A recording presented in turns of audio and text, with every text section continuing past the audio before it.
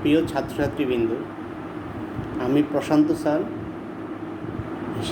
সহকারী অধ্যাপক, হিসাব বিজ্ঞান বিভাগ, Azgar Haji Altaf Ali school and college. প্রিয় ছাত্রছাত্রীবৃন্দ, তোমরা কেমন আছো? আশা করি সৃষ্টিকর্তার কৃপা তোমরা সকলে ভালো আছো, সুস্থ আছো।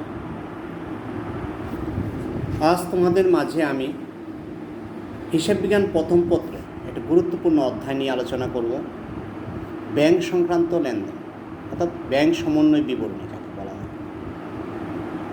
চতুর্থ অধ্যায় ব্যাংক সমন্বয় বিবরণী, ব্যাংক সংক্রান্ত লেনদেন অর্থাৎ ব্যাংক সমন্বয় বিবরণী যাকে বলা হয়। ব্যাংক সমন্বয় বিবরণী কীভাবে তৈরি করে, ব্যাংক কীভাবে আমানতকারী এবং আমানতকারীর সাথে ব্যাংকের যে একটা লেনদেন হয় সেটা কীভাবে সমন্বয় করে দুইজনের মধ্যে লেনদেনের একটা সামঞ্জস্য সৃষ্টি করে। অনেক সময় এটা গরমিল দেখা দেয়, তারপরে সমন্বয়ের মাধ্যমে সেটা ঠিক করা হয়। আগে বলো আমাদের ব্যাংক বলতে আমরা কি বুঝি? ব্যাংক শব্দের অবৈধানিক অর্থ হলো নদীর তীর। ইতালির ব্যাংকো শব্দ হতে ব্যাংক শব্দের উৎপত্তি। ব্যাংক হলো এমন একটি আর্থিক মধ্যস্থতাকারী প্রতিষ্ঠান যা জনগণের নিকট হতে আমানত গ্রহণ, ঋণদান, নোট ও চেক প্রচলন, অর্থের নিরাপত্তা, সংরক্ষণ, বিল বাট্টাকরণ, অর্থের স্থানান্তর ও অন্যান্য অর্থ সংক্রান্ত বিভিন্ন ধরনের লেনদেন করে থাকে, তাকে বলা হয় ব্যাংক। আবার বলি, ব্যাংক শব্দের অবৈধানিক অর্থ হলো নদীর তীর। ইতালির ব্যাংকো শব্দ থেকে ব্যাংক শব্দের উৎপত্তি, কিন্তু হিসাব বিজ্ঞানে আমরা এখন বলি এটা হলো প্রাচীনতম আগে ব্যাংক উৎপত্তির কথা বলা হয়েছে। কিন্তু আসলে ব্যাংক হলো আধুনিক যুগে ব্যাংক হলো এমন একটি প্রতিষ্ঠান, আর্থিক প্রতিষ্ঠান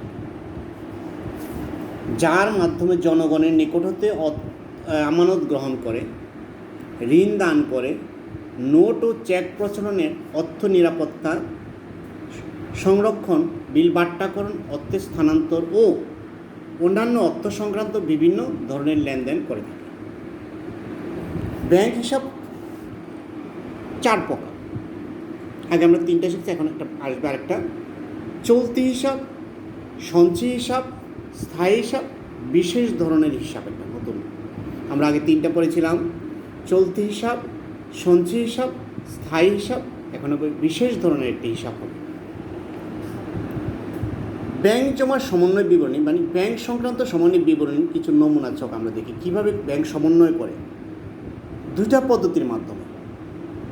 প্রথম পদ্ধতি হলো, এই পদ্ধতি নগদান বই এর ব্যাংকে কলামে ডেবিট উদ্বৃত্ত, নগদান বই অনুযায়ী অর্থাৎ ব্যাংক কলামের নগদ ডেবিট উদ্বৃত্ত অর্থাৎ ব্যাংক জমা, অথবা পাস বই অনুযায়ী ব্যাংক ডেবিট অর্থাৎ পাস বই অনুযায়ী ব্যাংক ডেবিট উদ্বৃত্ত অর্থাৎ ব্যাংক জমা অতিরিক্ত দিয়ে সমন্বয় করা হয়। তাহলে কী হলো? প্রথম পদ্ধতি হলো নগদান বই অনুযায়ী ব্যাংক জমা উদ্বৃত্ত, অথবা পাস বই অনুযায়ী ব্যাংক জমা ডেবিট বা ব্যাংক জমা অতিরিক্ত, একই কথা। নগদান বই অনুযায়ী ব্যাংক জমা উদ্বৃত্ত অথবা পাস বই অনুযায়ী ব্যাংক জমা অতিরিক্ত। এই দিয়ে আমাদের যখন আমরা শুরু করব, সেসব ক্ষেত্রে সে সমস্ত কারণে নগদান বই আর ব্যাংকের উদ্বৃত্ত হ্রাস পেলে এখানে কী কী লেনদেনগুলি হবে? নগদান বই অনুযায়ী ব্যাংক উদ্বৃত্ত যখন হ্রাস পাবে বা কম হয়েছে ব্যাংক, তখন সেগুলি আমরা কী করব? অথবা পাস বইয়ের ডেবিট উদ্বৃত্ত বা ব্যাংক জমা অতিরিক্ত কী হয়েছে? হ্রাস পেয়েছে বা কম হয়েছে, এই কারণে সময় উদ্বৃত্তগুলি কী করতে হবে? যোগ করতে হবে এখানে। পক্ষান্তরে যে সমস্ত কারণে নগদ বইয়ের ব্যাংক উদ্বৃত্ত বৃদ্ধি পেয়েছে অথবা বেশি হয়েছে, উদ্বৃত্ত বেশি হয়েছে, বেশি দেখানো হয়েছে, অথবা পাস বই অনুযায়ী ডেবিট উদ্বৃত্ত বা ব্যাংক জমা উদ্বৃত্ত বৃদ্ধি পেয়েছে বা বেশি হয়েছে, এই সমস্ত কারণসমূহ বিয়োগ করতে হবে। সেটা কিন্তু আবার একটু মনোযোগ দাও, কী বলছি আমি? প্রথম পদ্ধতির নগদান বই অনুযায়ী ব্যাংক জমা উদ্বৃত্ত অথবা পাস বই অনুযায়ী ব্যাংক জমা অতিরিক্ত দিয়ে শুরু করব। এক্ষেত্রে ব্যাংক লেনদেনগুলি যেগুলি উদ্বৃত্ততে কম করা হয়েছে, হ্রাস পেয়েছে বা কম হয়েছে, নগদান বই অনুযায়ী ব্যাংক উদ্বৃত্তে হ্রাস পেয়েছে বা কম হয়েছে, সেগুলি কী করব? যোগ করব, অথবা ফার্স্ট বইয়ে ডেবিট উদ্বৃত্ত বা ব্যাংক জমা অতিরিক্ত কম হয়েছে বা কম দেখানো হয়েছে সেগুলিও যোগ করব। আর যে সমস্ত কারণে নগদান বইয়ে ব্যাংকের কলাম বেশি দেখানো হয়েছে, বৃদ্ধি পেয়েছে, ফার্স্ট বইয়ে ব্যাংক জমা অতিরিক্ত বৃদ্ধি পেয়েছে, সেগুলি আমরা বিয়োগ করব। এটা হলো প্রথম পদ্ধতি। দ্বিতীয় পদ্ধতিটা হলো এক্ষেত্রে উল্টা বিপরীত। এই পদ্ধতি নগদান বই অনুযায়ী ব্যাংক জমা ক্রেডিট উদ্বৃত্ত বা ব্যাংক জমা অতিরিক্ত, অথবা ফার্স্ট বই অনুযায়ী ক্রেডিট উদ্বৃত্ত ব্যাংক জমা উদ্বৃত্ত ব্যাংক জমা। এক্ষেত্রে প্রথম প্রণালীর যে পুরোটা বিপরীত, বিয়োগটা হবে যোগ, যোগটা হবে বিয়োগ, পুরো বিপরীত। অর্থাৎ ব্যাংক উদ্বৃত্ত যেগুলি বেশি করা হয়েছে, বেশি দেখানো হয়েছে, সেগুলি করব যোগ, আর ব্যাংক যেটি কম করা হয়েছে উদ্বৃত্ত নগদান বই সেগুলি হবে বিয়োগ, পুরো প্রথম পদ্ধতির বিপরীত। তাহলে একটা সমস্যা দিয়ে আমরা আগে আলোচনা করি। 2019 সালের 31শে ডিসেম্বর ব্যাংক জমা দেখানো গেল, বলছে তারিখে মিম অ্যান্ড সন্সের নগদান বইতে 25,500 টাকা ব্যাংক জমা দেখানো হয়ে গেল। কী বলছে? 2019 সালের 31শে ডিসেম্বর তারিখে মিম অ্যান্ড সন্স নগদান বইতে 25,500 টাকা ব্যাংক জমা দেখানো গেল, কিন্তু এই একই তারিখে পাস বইয়ের উদ্বৃত্ত নগদান বইয়ের উদ্বৃত্তের কী করা হলো? সমান হলো না। এর ফলে নিম্নোক্ত গড়মিল করা হলো। মানে গড়মিল হলো কী কারণে সেগুলি দেওয়া হলো। 1 নম্বরে দেনাদারের নিকট হতে প্রাপ্ত 12,000 টাকার 4খানি চেক ও 5,500 টাকার 2খানি প্রাপ্য বিল আদায়ের জন্য ব্যাংকে জমা দেওয়া হয়েছে, কিন্তু তা 2020 সাল অনুযায়ী আদায় হয়েছে, অর্থাৎ 19 সালে। আমরা অঙ্কটা 19 সালে আদায় হয়নি। এখানে ব্যাংক কী করেছে? ব্যাংক টাকাটা আদায় করতে পারেনি। তাহলে আমরা জাবেদার মতো এখানে ব্যাংক কি ক্রেডিট, অর্থাৎ বিয়োগ করতে হবে। এখানে ব্যাংক আদায় করতে পারেনি, ব্যাংক কম, অর্থাৎ ব্যাংক ক্রেডিট করা মানে বিয়োগ করা। যখন ব্যাংক আদায় করতে পারবে না তখন কি হয়? ব্যাংকে আদায় করতে পারে, তাহলে ব্যাংক হিসাবে কমে গেল, তাহলে ব্যাংক ক্রেডিট মানে এখানে বিয়োগ, ব্যাংক ক্রেডিট মানে এখানে বিয়োগ, জাবেদাতে চলে যাবে। তাহলে সবচেয়ে সোজা হবে। দুইটা চেকে ব্যাংক 19 সালে আদায় করতে পারেনি, তাহলে ব্যাংক এখানে ক্রেডিট, তাহলে বিয়োগ। পাওনাদার বরাবর মোট 16,500 টাকার 5খানি চেক ইস্যু করা হয়েছে, কিন্তু তার মধ্যে 7,500 টাকার 2খানি চেক 2019 সালে 31শে ডিসেম্বরের মধ্যে ব্যাংক কর্তৃক পরিশোধ। তাহলে ব্যাংক কর্তৃক পরিশোধ হয়নি। এখানে যে টাকাটা পরিশোধ হয়নি আমরা সেটা দেখাবো। পরিশোধ হয়েছে, শেষ লেনদেন হয়ে গেছে, হয়নি। তাহলে ব্যাংক সেখানে কি ব্যাংক বেশি করা হয়েছে, ব্যাংক ডেবিট পরিশোধ করেন, ব্যাংকে এখনও চেকটা পরিশোধ করেনি, ব্যাংক ডেবিট। তাহলে ব্যাংক ডেবিট মানে এখানে ব্যাংক পরিশোধ না করলে ব্যাংকে টাকা বেশি, ব্যাংক ডেবিট এখানে যোগ হবে। পাওনাদার পর্ব ইস্যু করছি, কিন্তু ব্যাংক সেটা 7,500 বাকিটা পরিশোধ করেন, তাহলে ব্যাংক ডেবিট এখানে যোগ। 3 নম্বর এন্ট্রি, 2,500 টাকার একটি প্রাপ্য বিল 25শে ডিসেম্বর 2000 এত টাকা বাট্টাকরণ করা হয়েছে, কিন্তু উক্ত টাকা বিলের সম্পূর্ণ মূল্য নগদান বইতে এন্ট্রি করা হয়েছে। নগদান বইতে পুরো টাকা দেখা হয়েছে, তাহলে ব্যাংকে কম দেখানো হয়েছে। এই টাকাটা পুরো টাকাটা আমাদের 2500 টাকার মধ্যে এত টাকা বাট্টাকরণ করা হয়েছে, কিন্তু নগদান বইতে দেখা গেল কি পুরো টাকাটা দেখাচ্ছে, তাহলে ব্যাংক কম দেখাচ্ছে। এখানে আমাদের বাকি টাকাটা বিয়োগ দেখাতে হবে। বাকি টাকাটা যে বিট্টাকরণ পুরো ব্যাংক নগদান বইতে পুরো দেখাচ্ছে, তাহলে ব্যাংকে কম দেখাচ্ছে। এখানে আমাদের ব্যাংক কলাম ব্যাংক ক্রেডিট হবে, বিয়োগ টাকাটা বিয়োগ হবে। 2,500 টাকার একটি চেক আদায়ের জন্য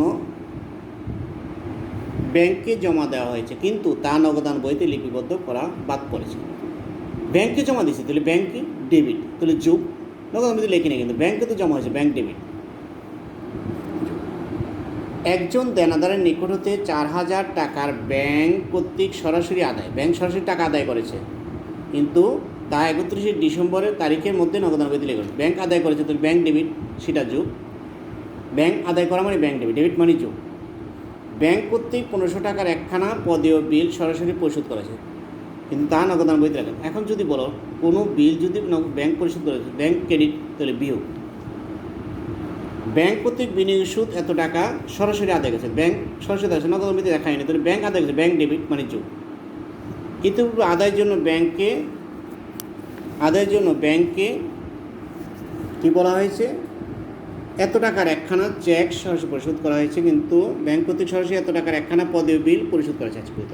ব্যাংক কর্তৃক বিনিয়োগের সুদ এত টাকা আদায় করেছে ব্যাংক ডেবিট, আর বিল পরিশোধ করছে ব্যাংক ক্রেডিট বিয়োগ, আদায় করেছে ব্যাংক ডেবিট যোগ। ইতিপূর্বে আদায়ের জন্য ব্যাংকে জমাকৃত 1200 টাকার একখানা চেক প্রত্যাখ্যান, ব্যাংক চেক প্রত্যাখ্যান ব্যাংক ক্রেডিট, তাহলে ব্যাংক বিয়োগ, এখানে বিয়োগ হবে। ব্যাংক কর্তৃক মঞ্জুরকৃত সুদ ব্যাংক ডেবিট যোগ, আর চার্জ 200 টাকা সেটা ব্যাংক ক্রেডিট বিয়োগ। অর্থাৎ যেটা আমাদের জাবেদার মধ্যে ব্যাংক ডেবিট হবে সেটা যোগ, আর ব্যাংক যেটা ক্রেডিট হবে সেটা বিয়োগ, যেহেতু আমরা নগদান বই যে ব্যাংক জমা উদ্বৃত্ত বলছি। তাহলে আসল অঙ্কটা আমরা দেখি। প্রথম আমাদের লিখব মিম অ্যান্ড সন্স ব্যাংক সমন্বয় বিবরণী 31শে ডিসেম্বর এত। শুধু আমরা এখন ব্যাংক সমন্বয় বিবরণীটা শেখাবো। ব্যাংক সমন্বয় বিবরণীটা কি? মিম অ্যান্ড সন্স ব্যাংক সমন্বয় বিবরণী 31শে ডিসেম্বর 2019 সাল। বিবরণ টাকা। আসো প্রথম আমাদের কি নগদান বই মোতাবেক ব্যাংক জমা উদ্বৃত্ত বলছিল 25,500 টাকা। এখন যোগগুলি বলো কী কী? আমরা বলছি ইস্যুকৃত চেক ব্যাংকে পরিশোধের জন্য উপস্থাপন হয়, অর্থাৎ ব্যাংকে চেক ইস্যু করছে কিন্তু পরিশোধ হয়নি, তাহলে ব্যাংক এখানে ডেবিট। কত টাকা? যে টাকাটা পরিশোধ করার জন্য 7,500 টাকা পরিশোধ, বাকি টাকাটা ছিল 16,500 টাকা চেক পাঠিয়েছি ব্যাংকে, কিন্তু ব্যাংক মাত্র 7,500 টাকা পরিশোধ, বাকিটা উপস্থাপন হয়নি, তাহলে বাকিটা আমাদের ব্যাংক ডেবিট 9,000 টাকা। আদায়ের জন্য ব্যাংকে জমাকৃত চেক যা নগদান বইতে লিপিবদ্ধ হয়নি, অর্থাৎ আদায়ের জন্য ব্যাংকে জমাকৃত চেক, অর্থাৎ আদায়ের জন্য ব্যাংকে চেক জমা দিয়েছে, তাহলে ব্যাংক কি ডেবিট, এই জন্য এটা যোগ।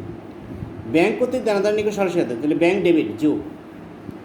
ব্যাংক কর্তৃক আদায়কৃত বিনিয়োগের সুদ ব্যাংক ডেবিট, সেজন্য যোগ।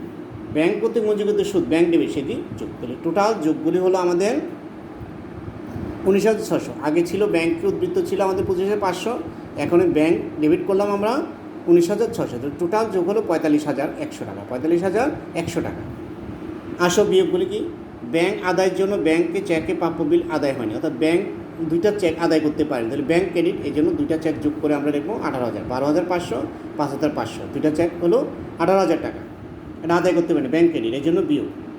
ব্যাংক কর্তৃক বাট্টাকৃত বিল নগদান বিতে পুরো দেখাইছে, তাহলে বাট্টা 2500 টাকার মধ্যে বাট্টা হচ্ছে 2200, কিন্তু নগদান বিতে পুরো দেখাচ্ছে, ব্যাংকে কম দেখানো হয়েছে এই টাকাটা, ব্যাংক ক্রেডিট 250 টাকা, এই যে বাট্টাকরণ, এই জন্য ব্যাংকে কম দেখানো, ব্যাংক এখানে ক্রেডিট। ব্যাংক কর্তৃক পরিশোধিত পদে বিল ব্যাংক ক্রেডিট, এই জন্য বিয়োগ 1500 টাকা। ব্যাংক কর্তৃক প্রত্যাখ্যিত বিল সেটাও ব্যাংক ক্রেডিট, এই জন্য 1200 টাকা। আর ধার্যকৃত চার্জ 200 টাকা। টোটাল আমাদের আসে 21,150 টাকা। এখানে ব্যাংক ক্রেডিট করা হয়েছে এন্ট্রিগুলি, এই জন্য ব্যাংক বিয়োগের ঘরে আসছে এগুলি, এগুলি ক্রেডিট, ব্যাংক কর্তৃক ক্রেডিট, এই জন্য 21,150 টাকা। আমাদের ব্যাংকে ডেবিট যোগ হয়েছিল 45,100, আর ব্যাংক কর্তৃক ক্রেডিট হয়েছে 21,150 টাকা। বিয়োগ করলে আমাদের আসে 23,800 টাকা। এখানে কী হবে? এটা হবে পাস বই, যেহেতু নগদানের উদ্বৃত্ত পাস বই অনুযায়ী এটা গরমিল ছিল এত টাকা, পাস বই অনুযায়ী ব্যাংক জমা উদ্বৃত্ত হবে এত টাকা। পাস বই অনুযায়ী ব্যাংক জমা উদ্বৃত্ত, পাস বই অনুযায়ী ব্যাংক জমা, তার বিপরীত নগদান বই অনুযায়ী ব্যাংক উদ্বৃত্ত, এখানে পাস বই, কারণ এই টাকাটা ব্যাংক পাস বইয়ের সাথে ব্যাংকের গরমিল দেখা দিয়েছে, এই জন্য এই সমন্বয় করতে গিয়ে আমার 23,800 টাকা, 850 টাকা আমাদের গরমিল, এটা পাস বইয়ে কম দেখানো হয়েছে, ব্যাংক জমা উদ্বৃত্ত এত টাকা। নগদান বইয়ের সাথে পাস বইয়ের গড় মিল হচ্ছে 13,550 টাকা। এই সমন্বয়টা করবে দুই পক্ষের মধ্যে। তাহলে আমরা কি করব? ব্যাংক সমন্বয় করতে আমরা একটা জিনিস মনে রাখবে, যে ব্যাংক ডেবিটগুলি নগদান বই মোতাবেক যখন ব্যাংক উদ্বৃত্ত করব আমরা, তখন আমাদের ব্যাংক যেগুলি দ্বারা ব্যাংক ডেবিট হবে সেগুলি হবে যোগ, আর যেটা দ্বারা ব্যাংক ক্রেডিট হবে সেটি হবে বিয়োগ। তাহলে ব্যাংক ডেবিট যেমন ইস্যু করছে চেক, কিন্তু ব্যাংকে উপস্থাপন করে না, তো ব্যাংক থেকে টাকাটা তুলে নিন, তাহলে ব্যাংক আমাদের ডেবিট আছে যত টাকা যেটা পরিশোধ, বাকি টাকাটা 9,000। 16,500 টাকার চেক ইস্যু করছি, কিন্তু ব্যাংক কর্তৃক পরিশোধ 7,500, তাহলে ব্যাংকে আমার বেশি আছে 9,500 টাকা এখনও জমা আছে, ব্যাংক থেকে তোলা হয় 9,000 টাকা। ব্যাংক দানাদার কাছ থেকে আদায় করেছে ব্যাংক ডেবিট যোগ, ব্যাংক কর্তৃক আদায়কৃত বিনিয়োগ সুদ সেটার ডেবিট যোগ। তারপরে ব্যাংক আদায় চেক জমাকৃত চেক, ব্যাংকে জমা চেক দেখা যায় ব্যাংক ডেবিট, ব্যাংকে জমাকৃত চেক 1800 টাকা সেটার যোগ, আর বিনিয়োগের সুদ আদায় সেটাও যোগ। আর মঞ্জুরকৃত ব্যাংক আমরা জানি ব্যাংক কর্তৃক মঞ্জুরকৃত সুদ সেটা ব্যাংক ডেবিট হয়, সেজন্য যোগ। আর ব্যাংক বিল আদায় করতে পারেনি, তাহলে ব্যাংক ক্রেডিট। বাট্টাকৃত বিল পুরো টাকা নগদান বইতে দেখাচ্ছে, ব্যাংকে কম দেখাচ্ছে, সেটা ব্যাংকটার বাকি টাকাটা কম দেখাচ্ছে, সেজন্য বিয়োগ, বিয়োগ করে। ব্যাংক কর্তৃক পরিশোধিত পদের বিল ব্যাংক কর্তৃক পরিশোধ করছে ব্যাংক ক্রেডিট। তারপরে প্রত্যাখ্যিত হলে সেটা ব্যাংক ক্রেডিট, আর ধার্যকৃত চার্জ 200 টাকা। টোটাল বিয়োগ হলো 21,500। তাহলে যোগ ব্যাংক উদ্বৃত্ত ছিল আমাদের 45,100, আর ব্যাংক কর্তৃক পরিশোধিত হয়েছিল দেখা হয়েছে 21,150 টাকা। বিয়োগ করে আমার 23,850 টাকা ব্যাংক কর্তৃক উদ্বৃত্ত। এখানে বলা হয় ব্যাংক কর্তৃক পাসবই অনুযায়ী ব্যাংক জমা উদ্বৃত্ত। নগদান উদ্বৃত্ত ছিল আগে 25,500, এখন পাসবই অনুযায়ী ব্যাংক জমা উদ্বৃত্ত হলো গড়মিল দেখাতে 23,850 টাকা। এই গড়মিলটা এখন সমন্বয় করা হলো, এটাকে বলে সমন্বয়। অর্থাৎ সমন্বিত জাবেদার সময় প্রথম পদ্ধতিটা মনে রাখবে, ব্যাংক নগদান বই অনুযায়ী ব্যাংক জমা উদ্বৃত্ত। এখানে ব্যাংক ডেবিটগুলি যোগ, আর ব্যাংক যেটা আমরা জাবেদাতে আসবে কেটে সেটি হলো বিয়োগ। দুইটার সমন্বয় যোগ বিয়োগের মাধ্যমে সমন্বিত হয়। এটা হলো আমাদের ব্যাংক সমন্বয় বিবরণীর সহজ পদ্ধতি। একটা কথাই মনে রাখবে যে নগদান বইয়ে উদ্বৃত্তর সময় ব্যাংক যদি ডেবিট হয় সেগুলি যোগ জাবেদাতে, আর ব্যাংক কর্তৃক যেটি ক্রেডিট হবে, ব্যাংক ক্রেডিট হবে জাবেদার মধ্যে, সেগুলি হবে বিয়োগ। তুমি জাবেদা করলে জিনিসটা বুঝতে পারবে। যেমন ব্যাংক কর্তৃক আদায়, তাহলে ব্যাংক ডেবিট দানাদার ক্রেডিট, ব্যাংক ডেবিট এই জন্য যোগ হয়েছে। ব্যাংক কর্তৃক পরিশোধ তাহলে কাকে পরিশোধ করবে, পাওনাদার হিসাব ডেবিট, ব্যাংক ক্রেডিট, এই জন্য সেটা বিয়োগ। প্রত্যাখ্যান হয়েছে ব্যাংক ক্রেডিট, মঞ্জুর করছি ব্যাংক ডেবিট যোগ, চার্জ করছি ব্যাংক ক্রেডিট, সেটি বিয়োগ। এইভাবে আমরা ডেবিটগুলি যোগ করব, ব্যাংকের ক্রেডিটগুলি বিয়োগ করবো, তাহলে আমাদের সমন্বয় জাবেদা হয়ে যায়। সবচেয়ে সহজ পদ্ধতি ব্যাংক সমন্বয় বিবরণী এইভাবেই।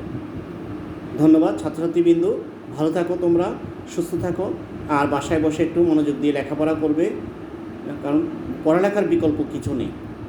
পরীক্ষা যে কোনো সময় হবে হোক, কিন্তু তোমাদের লেখাপড়া চালিয়ে যেতে হবে। পড়ালেখা বন্ধ করলে সব কিছু শেষ হয়ে যাবে, তোমরা পড়া থেকে বিরত থেকো না। ধন্যবাদ সবাইকে, সবাই ভালো থেকো।